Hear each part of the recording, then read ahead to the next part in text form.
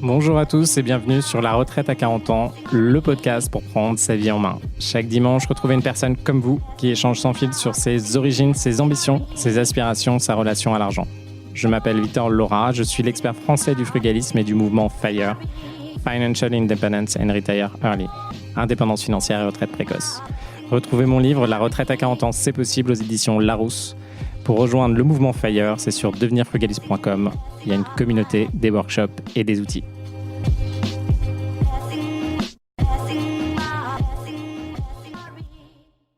On va apprendre à calculer le cash flow d'un bien immobilier. C'est vraiment ce que tu dois savoir pour vérifier si ton investissement il est rentable ou pas. Alors, par où on commence ? Là, je t'ai préparé un petit fichier que moi j'utilise et qui me permet de regarder et de calculer les cash flows avant impôt. On fera toute la partie fiscalité une autre fois.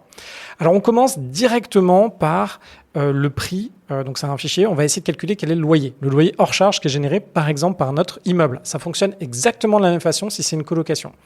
Donc là, par exemple, on a deux appartements. On a un premier appartement qui est indiqué loué à 450 €. On a un deuxième appartement qui est indiqué loué à 475 €. Alors, première étape, ça va être de valider que ces loyers sont bien les bons loyers du marché. Et là, on a plusieurs échelles. Donc, on a différents niveaux pour s'assurer que ce sont les bons loyers. Le premier niveau, ça va être que on a des prix au mètre carré à la location qui sont accessibles, par exemple sur Meilleurs Agents. Et là, ce qu'on peut faire, c'est prendre la superficie de l'appartement et le multiplier par le prix moyen au mètre carré à la location. La problématique qu'on a avec ça, c'est que les prix moyens, ça ne veut pas dire grand-chose, c'est-à-dire qu'on ne voit pas les spécificités de l'appartement. Donc ça donne un ordre d'idée, mais généralement, c'est un ordre d'idée qui est faux et qui fausse en fait notre calcul de cash flow et de rendement. La problématique qu'on a avec ça, c'est qu'en accumulant finalement des hypothèses, on va se retrouver à avoir quelque chose de totalement faussé. Donc, si on n'a pas les bons montants de travaux, si on n'a pas les bons montants de loyer, finalement, le cash flow qu'on a à la fin, on ne sait pas ce que ça veut dire. Donc, nous, on peut commencer par valider ce loyer en se disant, OK, mon premier appartement, il fait 12 mètres carrés. Je vais sur Meilleurs Agents, je regarde quel est le loyer au mètre carré et je regarde combien il peut être loué. Ça, c'est la première méthode. Deuxième méthode, c'est d'avoir l'agent avec qui on va visiter, qui va nous indiquer que le loyer, par exemple, d'un 30 mètres carrés, c'est 450 € hors charge sur la zone. Donc ça, c'est une deuxième façon de valider un loyer qui est un petit peu mieux que les prix, on va dire, statistiques et de moyenne. C'est l'agent. Troisième élément, c'est d'avoir les loyers concrètement de faire des fausses annonces. Donc là, ce qu'on va faire, c'est qu'on va aller prendre des photos ou trouver un bien qui est équivalent sur le bien qu'on veut louer. Alors, on va pas directement faire des fausses annonces, ça c'est plutôt l'étape d'après. Ce qu'on va faire, c'est directement faire une étude de marché. Donc, on va aller sur Se Loger, on va aller sur Le Bon Coin et on va regarder combien se louent des biens équivalents et qui ont la même tête, la même superficie et qui sont dans la même localisation. Donc là, on valide un petit peu mieux ce qui est fait. En gros, on fait le boulot de l'agent en peut-être un petit peu mieux. Enfin, on va passer à la validation par fausse annonce. Donc, fausse annonce, on va prendre des photos soit du bien, soit d'un bien qui va vraiment ressembler. Donc, si par exemple, vous êtes dans un endroit qui est un petit peu mansardé, on va prendre des photos de quelque chose qui est mansardé. Et là, on va mettre ça sur Se Loger, Le Bon Coin, ça dépend des plateformes que vous utilisez, pour voir si on a des locataires. Ça va nous permettre aussi de valider les profils des locataires qu'on a par rapport aux biens qu'on présente. Si on se rend compte que les locataires, il y a beaucoup de demandes, mais que les profils ne sont pas terribles, c'est-à-dire pas vraiment, ne correspondent pas à des gens à qui on a envie de louer, parce qu'il faut faire attention, les gens peuvent arrêter de nous payer et ça c'est un peu plus compliqué. On va potentiellement adapter le loyer pour que ce soit plus ou moins cher pour trouver les bons profils. Donc ça c'est une autre méthode de valorisation. Enfin, il y a une méthode encore plus poussée qui va être que le bien soit loué. Alors attention, il y a des personnes qui vont essayer de faire des deals avec vous en louant le bien à des prix qui sont au-dessus du marché. C'est-à-dire qu'ils vont appeler des amis, louer tout un immeuble, faire des loyers assez conséquents, louer pendant 3-4 mois et vous vendre un bien en disant « Regardez, il fait beaucoup de rentabilité ». Donc surtout, faites attention depuis combien de temps les personnes sont là et louent l'immeuble. Une fois qu'on a fait tout ça, là vous avez la façon la plus directe de connaître les loyers et de bien les connaître. Acheter un immeuble sans avoir vérifié et sans être allé jusqu'aux fausses annonces ou d'avoir un bien qui est déjà loué, je pense que c'est quelque chose de très très risqué. Donc il faut vraiment descendre tout en bas. Si vous n'avez pas les moyens de faire des fausses annonces ou que c'est bloqué, ce que vous pouvez faire, c'est appeler des agences de gestion locative. Ça revient à peu près au même et vous pouvez leur demander qu'on vous envoie des biens équivalents avec des loyers qui sont pratiqués aujourd'hui. Regardez bien ce qu'on vous envoie. Regardez des photos, regardez bien la localisation. Généralement, les personnes ont tendance à pas exactement comprendre ce que vous voulez et pas vous donner les bonnes informations. Donc voilà pour les loyers. On a validé la première étape. Première étape, valider les loyers d'un appartement, c'est fait. Deuxième étape, on va passer au coût des travaux. Alors dans le modèle que j'utilise, il y a deux éléments pour le faire. Soit on va utiliser une approximation des travaux au prix au mètre carré. Et là, on retrouve les mêmes ratios. Donc pour un rafraîchissement, c'est-à-dire de la peinture et des petits éléments de récupération, ça va être du 300 € du mètre carré qu'on va prendre en compte. Pour un petit peu plus, quitte à avoir des bouts de salle de bain, quitte à avoir un aménagement supplémentaire, ça va être du 500 € du mètre carré. Et si on veut faire quelque chose, un appartement à neuf, c'est de 1000 € du mètre carré. Attention, ces taux dépendent vraiment de à quoi ressemble finalement votre bien. Si vous avez des grands espaces, ça va pas être pareil que si vous avez des petits espaces. Si vous avez plusieurs salles de bain, ça va pas être pareil. Donc ça, c'est la première méthode pour évaluer les travaux. La deuxième méthode pour évaluer les travaux, ça va être de faire votre propre devis de travaux. Donc là, on va pas le faire ici, on le fera dans une autre vidéo. Mais là, concrètement, vous allez faire un plan 3D. Donc il y a des outils qui existent comme Cozy Casa, comme Archifacile pour faire un plan 3D de votre appartement. Et vous allez pouvoir relister avec des ratios combien il faut de peinture, combien ça prend de temps pour faire la peinture, combien ça coûte de faire une cuisine. Vous allez lister combien coûte votre cuisine, par exemple Leroy Merlin ou Ikea. Bref, vous allez relister non seulement l'achat de tous vos matériaux et après toute la main-d'œuvre qui est en face. Ça va vous permettre de vérifier que les devis travaux que vous récupérez sont bien et en plus, ça va vous permettre de faire des vrais plannings de travaux. Vous allez être même plus en adéquation, donc en étant maître d'œuvre et maître d'ouvrage de votre bien, vous allez pouvoir vraiment maîtriser les travaux et éviter tous les risques, et éviter que vous n'ayez pas des dérapages et que tout ne soit pas prévu. Vos travaux à la fin, pour faire simple, ce dont vous avez besoin, c'est des plans très clairs en 3D avec toute la disposition de ce que vous devez faire. Vous devez avoir tout votre parquet, toutes les peintures. Si vous voulez faire des peintures différentes, indiquez où sont les peintures. Si vous voulez changer des portes avec autre chose, indiquez où sont les portes. Si vous voulez avoir des prises à certains endroits, il faut indiquer les prises. Comme ça vous paraît beaucoup, mais en fait, si vous le faites étape par étape, franchement, ça va assez vite et surtout, ça va vous éviter énormément de problèmes.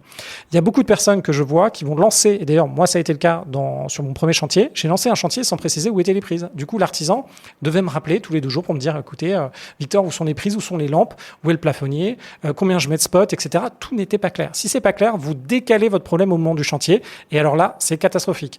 Votre artisan va devoir faire des allers-retours avec Leroy Merlin, ça va lui prendre une demi-journée à une journée. Si vous habitez à Paris, le trafic est dramatique. Vous allez mal gérer l'achat de vos matériaux. Du coup vous allez payer très très cher l'achat du sol, des peintures. Vous allez perdre du temps. Le temps, vous le payez. Un artisan, c'est entre 300 et ça peut monter jusqu'à 1000 € votre artisan la journée. Donc plus vous perdez du temps, plus ça vous coûte cher. Bref, vous savez à peu près comment gérer les travaux. On en fera une vidéo beaucoup plus complète. Une fois que vous êtes là, vous avez aussi le coût du meublé. Donc là, ça dépend si vous allez meubler votre appartement ou pas pour le mettre en location. Si vous faites des colocations, si vous faites du meublé, là, il faut simplement, donc il y a des prix que moi j'ai établis pour des colocations. Donc je fais des prix par chambre, mais encore une fois, moi c'est ce que je donne dans mon coaching. Vous avez directement un tableau avec tous les prix de moi ce que je mets dans mes colocs, c'est-à-dire le canapé, combien ça coûte, chaque chambre, qu'est-ce qu'il y a dedans, pour ne rien oublier et pour aussi faire des commandes de gros. Vous, votre objectif, c'est de tout commander d'un seul coup. Imaginez que vous oubliez la vaisselle, que vous oubliez 2 chaises chez Ikea et qu'il faut y retourner, vous reperdez une journée. Vous n'avez pas le temps de perdre une journée à faire ça. Si vous envoyez quelqu'un, encore une fois, ça va vous coûter 300 €. Ça dépend comment vous le payez, mais en tout cas, ça va vous coûter assez cher. Une fois que vous avez fait tout ça, vous avez votre loyer qui est validé, vous avez vos travaux qui sont validés, vous avez votre ameublement qui est fait. On va passer sur les coûts d'acquisition de votre bien. Donc déjà, on va partir du prix de vente. Donc vous avez le prix de vente. Vous regardez une annonce qui a marqué le prix de vente, vous rajoutez, vous avez le prix de vente total. Là, dans mon cas, c'est 72 000 €. Ce prix de vente-là, il va être ajouté les frais de notaire. Donc les frais de notaire, ça dépend des montants de votre achat, mais généralement, c'est dans les 8%. Donc là, il y a 8% de frais de notaire qui sont en plus à payer. Vous allez rajouter après ça les travaux, l'ameublement et potentiellement les frais bancaires si vous avez ça. Les frais bancaires, normalement, votre banque, vous avez 0 de frais bancaires, ça dépend avec qui vous allez passer. De temps en temps, ça peut être intéressant de payer un peu de frais bancaires pour avoir des meilleurs taux ou des meilleures conditions. Et si vous passez par des courtiers, assez vite, en fonction de ce que vous avez, par exemple, si vous êtes déjà endetté à 35% d'endettement et qu'il faut aller chercher de la dette supplémentaire, de monter un dossier avec ces bonnes banques, et même en frais de dossier, vous pouvez avoir du 2 000, 3 000, 5 000 €, et ça peut même être un pourcentage du montant que vous empruntez. Là, on a la totalité de votre projet. Dans notre projet, nous ici, c'est 100 000 €. Là, on va faire le financement. Donc le financement, là, c'est un calcul rapide. Quand vous faites un emprunt, vous avez 2 choses. Vous avez les mensualités de votre emprunt et vous avez votre assurance emprunteur. Là, le système que je fais aujourd'hui utilise les mensualités de l'emprunt. Là, vous allez prendre, généralement, quand vous faites des investissements locatifs, soit vous êtes en capacité d'acheter par exemple une résidence principale et sur 25 ans, sinon la plupart du temps ce sera sur 20 ans aujourd'hui. Et les taux, vous allez pouvoir les regarder sur meilleurtaux.com pour avoir les taux d'aujourd'hui et pouvoir les négocier avec la banque. Donc au moment où je fais cette vidéo, on est dans du 3,50 à du 3,30 sur du 20 ans. Vous faites toujours vos calculs en mettant 1 euro d'apport. Alors j'ai fait une petite vidéo qui explique pourquoi il faut simplement mettre 1 euro d'apport et pas mettre l'apport véritable que vous allez mettre dans l'opération. C'est pour comparer véritablement le cash flow.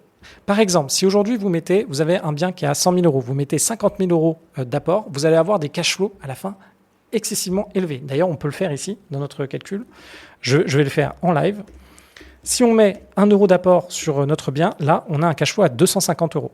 Si par contre, je mets 50 000 euros d'apport, donc 50% d'apport, hop, tout de suite, le cash flow final va être de 539 euros. Pourquoi ? Parce que, en fait, je me rembourse moi-même mon propre apport. C'est-à-dire que les 50 000 euros que j'ai mis au début, je vais me les verser en plus en cash flow chaque année.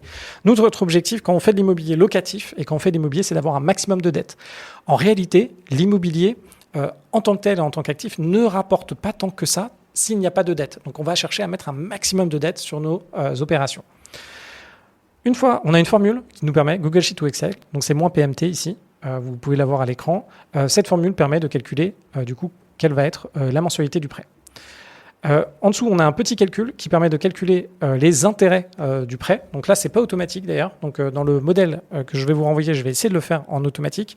Là, aujourd'hui, donc plus vous avez un taux d'intérêt qui est grand et vous empruntez sur longtemps, plus vous allez avoir une part de vos remboursements mensuels la première année qui sera importante. Par exemple, aujourd'hui, avec du 3,30, du 3,50, quand vous remboursez 581 euros tous les mois, vous avez quasiment 50%, 50 à 40% qui sont des intérêts la première année. Au fur et à mesure du temps, vous allez avoir moins d'intérêts. La banque se rembourse en premier, c'est-à-dire rembourse ses intérêts en premier.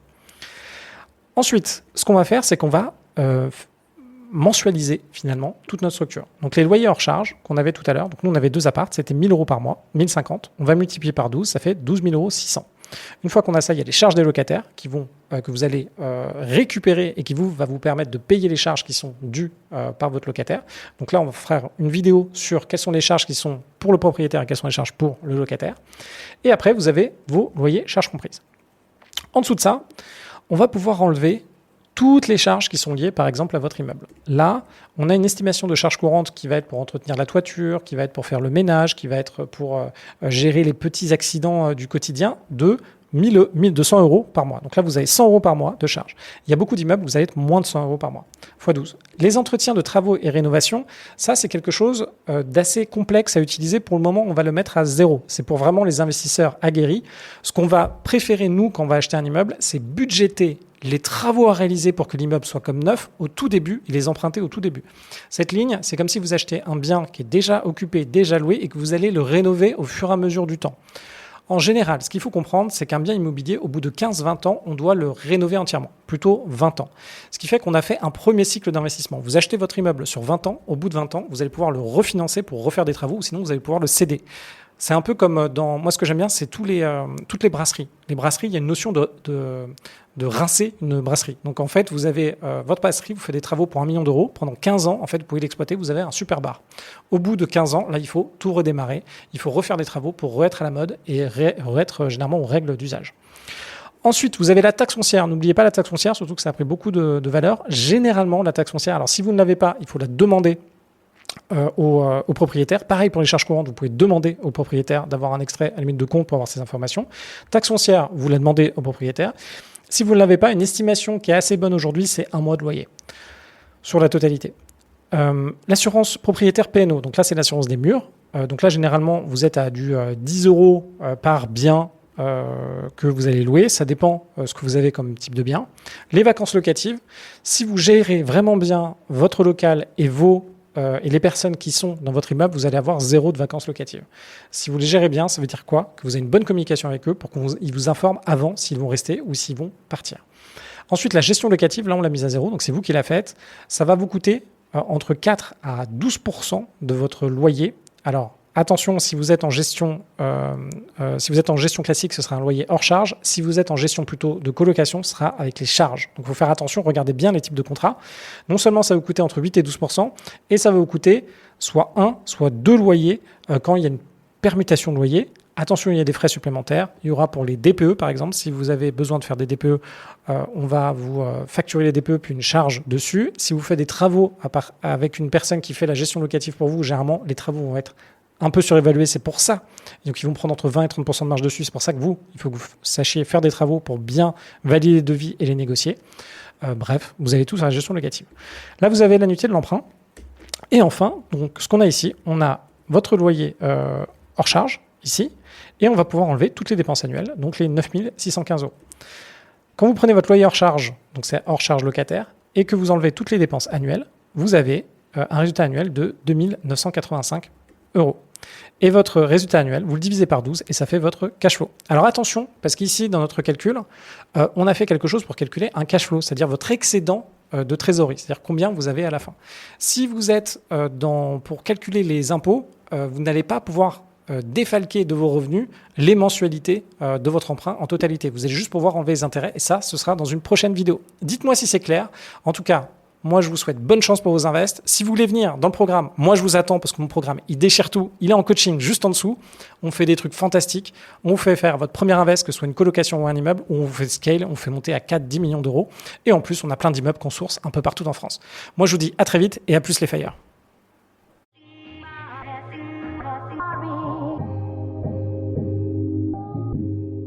Vous venez d'écouter un épisode de la retraite à 40 ans.